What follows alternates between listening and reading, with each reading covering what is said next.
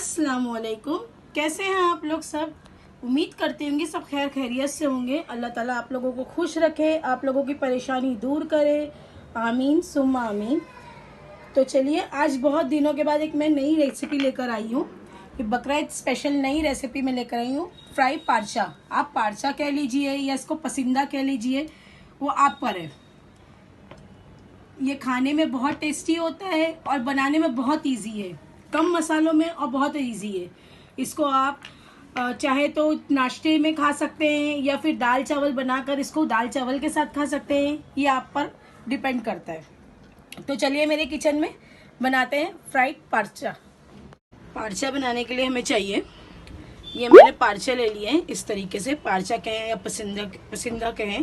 तो ये मैंने इस तरीके से पारचा कटवा के ले लिया है।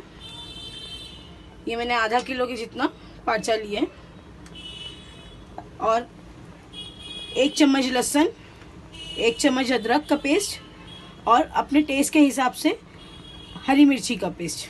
आप कम, मैंने तो 1 चम्मच लिया है, आप कम ज़्यादा कर सकते हैं। और नमक हस्बे जायका। तो मैं पारचे को थोड़ा सा साफ कर लेती हूँ, मतलब ये थोड़ा सा उसका फैट है, इसको इसी तरह रहने दूंगी।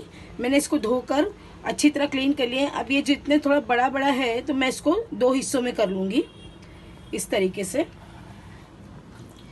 ये मैंने इसका फैट मैंने पूरी तरीके से नहीं निकाला है, इसका फैट मैंने थोड़ा रहने दिया है। अब ये जो छोटे हैं तो उसको मैं कुछ नहीं करूँगी, जो थोड़ा सा फैट है वो निकाल दूँगी। जो बड़े बड़े पारचे हैं तो मैं उसको 2 हिस्सों में काट लूँगी।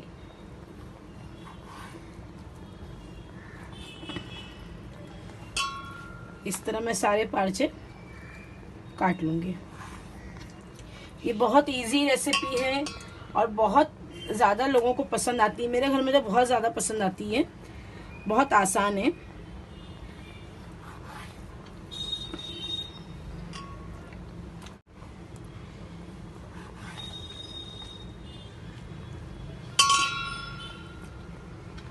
कुछ इसमें कुछ मोटे हैं, कुछ पतले हैं, तो जो थोड़े मोटे हैं उसको हम थोड़ा पाउंड कर लेंगे। जो थोड़ा सा एक्स्ट्रा फैट है उसको मैं निकाल लूँगी, बाकी ज़रूरत नहीं है। ये फैट उसको और टेस्टी बनाता है।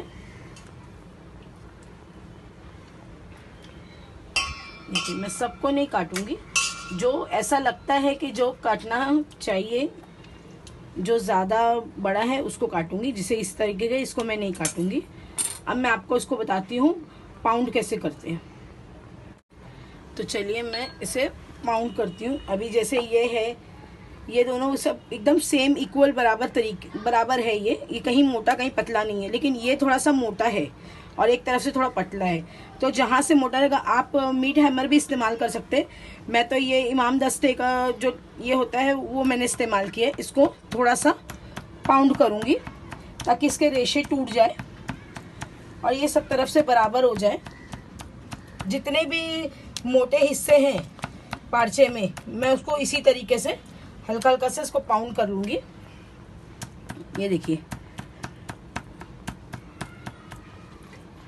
ये अंदर रेशे टूट जाएंगे इसके, तो ये अंदर तक अच्छे से गल जाएगा। ज़्यादा नहीं करना है हमको, बस हल्का हल्का सा सिर्फ उसके रेशे तोड़ना है,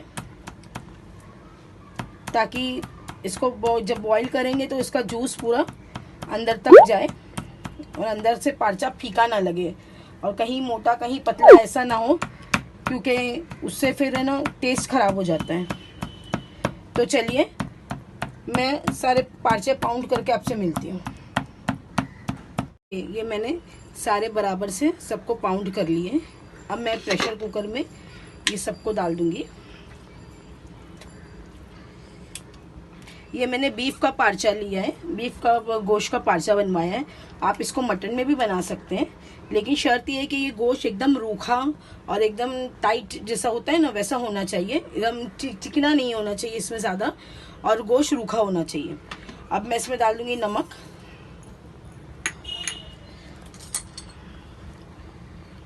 और जो ये मसाले थे ये मसाले, अदरक लहसुन मिर्ची जो मैंने ली थी, बस इसको मैं हाथ से इसको मिलाऊंगी, इसको हाथ से मसलूंगी ताकि सब पे मसाले अच्छी तरह लग जाए।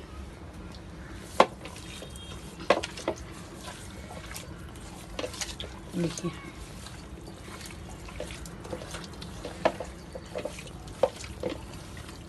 ये देखिए, ये मैंने सब हाथ से अच्छी तरीके से इसको मसल लिया है, सारे गोश्त को, सारे पार्चों को। अब मैं इसमें सिर्फ आधा कप पानी डालूंगी, ज़्यादा पानी नहीं डालूंगी क्योंकि अभी ये पार्चा बहुत ज़्यादा पानी रिलीज करेगा। बस सिर्फ आधा कप मैंने पानी डाला है। अब मैं इसको बंद करके गैस पे लगा दूंगी। तो देखिए मैंने कुकर बंद कर दिया है। अब मैं कुकर गैस पे चढ़ा दूंगी और मीडियम आंच पर इसको 3 सीटी होने तक का मीडियम आंच पर मैं इसको रखूंगी। 3 सीटी होने तक का मैं इसको मीडियम आंच पर रखूंगी और फिर इसको 10 मिनट तक का धीमी आंच पे रखूंगी, या फिर जब तक का पार्चा पूरा मेरा गल नहीं जाता जब तक का मैं इसको धीमी आंच पे रखूंगी। तो चलिए, जब तक हमें पार्चा गलता है तो फिर मैं आपसे मिलती हूँ। तो हमारा टाइम पूरा हो चुका है, इसको रख के 10 मिनट हो गए। अब मैंने इसको छोड़ दी थी, ऐसी इसी तरह की छोड़ दी थी ताकि उसका प्रेशर रिलीज हो जाए। अब मैं देखूंगी इसको, देखिए इसका सारा प्रेशर रिलीज हो गया। अब देखूंगी कि हमारा पार्चा पूरा गला है कि नहीं।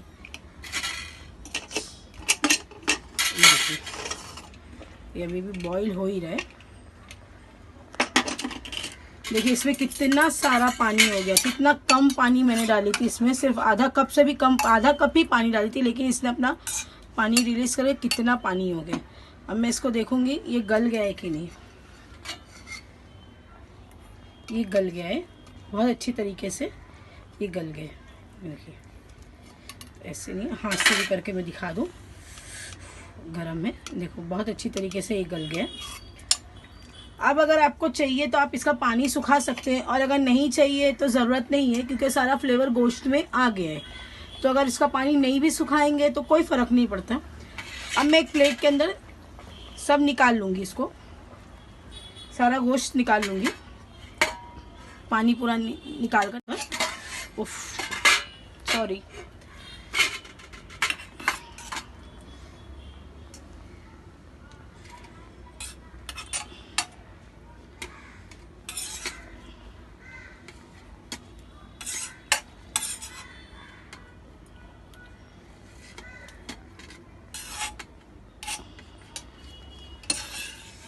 कर निकाल लो के थोड़ा सा इसको ठंडा कर लेंगे ताकि जब हम इसको अंडे में और बटन में डिप करें तो आपके हाथ में चिपका नहीं लगे, क्योंकि काफ़ी गर्म है ये।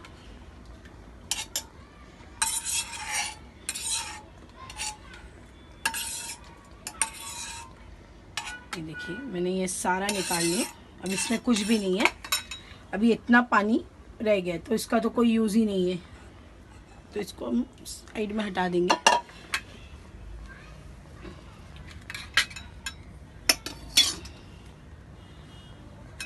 जब तक ये थोड़ा ठंडा हो रहा है, जब तक का इसका दूसरा स्टेज करते हैं, दूसरा स्टेज इसके लिए शुरू करते हैं। तो उसमें मैंने लिए 2 अंडे और ये घर का बना हुआ ब्रेड क्रम है, ये मैं अपने घर में खुद बनाती हूँ। आप लोग जैसे घर में ब्रेड आता है, कड़क कड़क पाँव बोलते हैं ना, पाँव वो है, और सिलेस जो नरम पाँव होता है वो भी आता है, तो बच जाता है जो, तो आप लोग उसको सुखा लें, सुखाकर उसको पीस लें अच्छी तरीके से मिक्सर में, और उसके बाद में उसको छानकर ये ब्रेड क्रम पाउडर मैंने बनाई हो। अगर आपको छानना है तो छानिए, नहीं छानना है तो मत छानिए, लेकिन ये क्या इस तरीके से बनता है ना, तो ये एकदम अच्छी तरीके से इसको कवर कर लेता है। तो ये मैंने ब्रेड क्रम पाउडर बनाई हूँ। तो ये जब तक मैं एक फ्राई पैन गैस पे रखती हूँ और इसमें ऑयल डालूंगी। बिस्मिल्लाहिर्रहमानिर्रहीम। देखिए ऑयल मैंने लगभग कम से कम 1 कप के जितना ही डाला है, 1 प्याली डाला है ऑयल, ज़्यादा नहीं डाली हूँ क्योंकि ये तो ऑलरेडी पका हुआ है पार्चा हमारा। अब हमको खाली मैदा और बटर में मतलब ये ब्रेड क्रम्ब में लगाकर उसको फ्राई करना है। तो जब तक ये मेरा तेल खौलता है, तेल अच्छी तरह गर्म होता है, तब तक मैं ये अंडे को फेंट लूँ।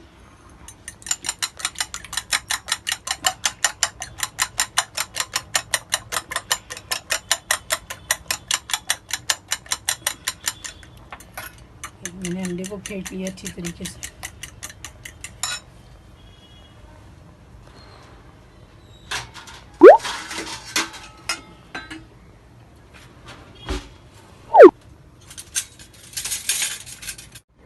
तो देखिए ये अभी भी गर्म है, मैंने इसको कुछ हद तक ठंडा कर लिया था लेकिन फिर भी अभी भी काफ़ी गर्म है। तो अब मैं इसको इस तरीके से अंडे में डिप करूँगी।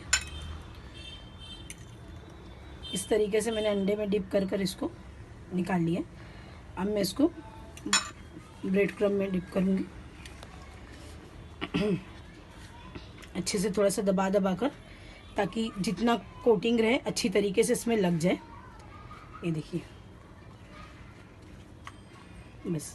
अब ये इस तरीके से कर कर थोड़ा सा झाड़ लेंगे, जो एक्स्ट्रा रहेगा वो गिर जाएगा। अब हम फ्राई पैन में इसको डाल देंगे। तो मैं तेज करके इसको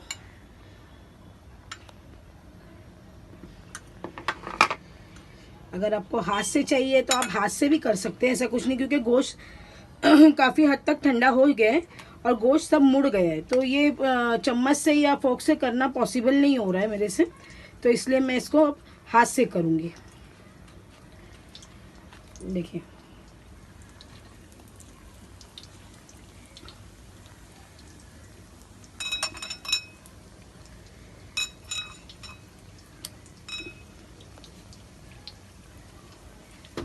ज़्यादा टाइम नहीं लगता इसको बनाने में, ये बहुत ही कम टाइम में बनता है और काफ़ी टेस्टी बनता है।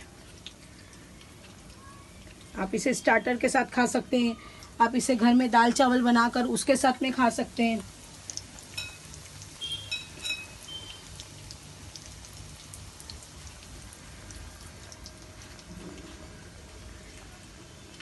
बस ये आप ये ध्यान रखें कि इसको दबा दबा कर ही ब्रेड क्रम्ब इसको लगाना है, ताकि इसकी कोटिंग अच्छी तरीके से हो जाए। अब मैं गैस का फ्लेम मीडियम करूँगी, क्योंकि ज़्यादा तेज़ रहेगा तो मेरा ये ब्रेड क्रम्ब जल सकता है।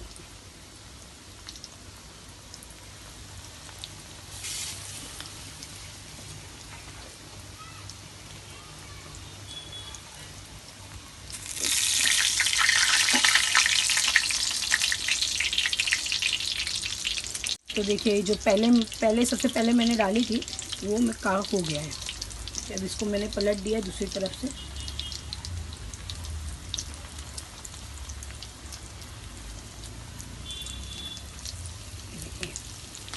बस इसी तरह हमको दोनों तरफ से अच्छी तरीके से गोल्डन ब्राउन कर लेना है।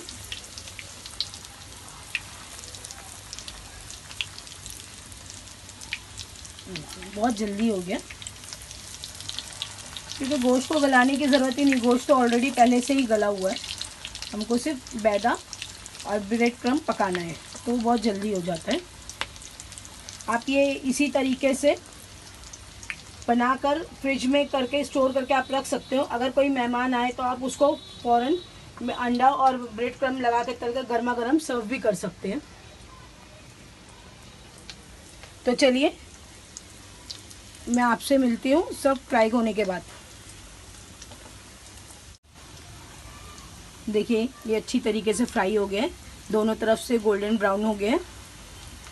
इसको पकने में मुश्किल से 1.5 मिनट लगा है, उससे ज़्यादा नहीं। तो अब मैं इसको निकालती हूँ।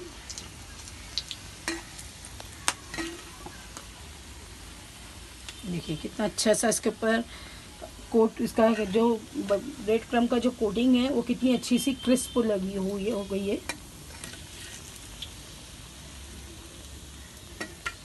देखिए तो ठीक है, मैं सारा फ्राई करके आपसे मिलती हूँ। आप मेरी ये रेसिपी बनाएं और खाएं, और मुझे कमेंट बॉक्स में ज़रूर लिखकर बताएं कि आप लोगों को ये रेसिपी मेरी कैसी लगी। और अगर ये मेरी रेसिपी आपको पसंद आई हो तो इसे लाइक करें, शेयर करें, और मेरे इंस्टाग्राम पे मुझे फॉलो करें, और मेरे चैनल को सब्सक्राइब करना ना भूलें। शुक्रिया। अल्लाह हाफिज़।